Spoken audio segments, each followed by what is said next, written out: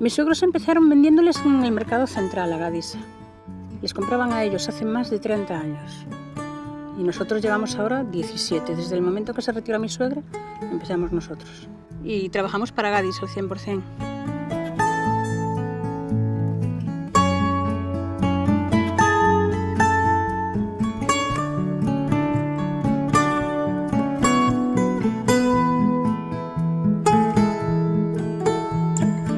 Estamos viniendo durante todo el año llenos de repollo. Y aparte en el invierno metemos grelos y en el verano judías. La recogida es diaria. Cogemos el producto, lo preparamos en el almacén y lo llevamos diariamente a Gadisa.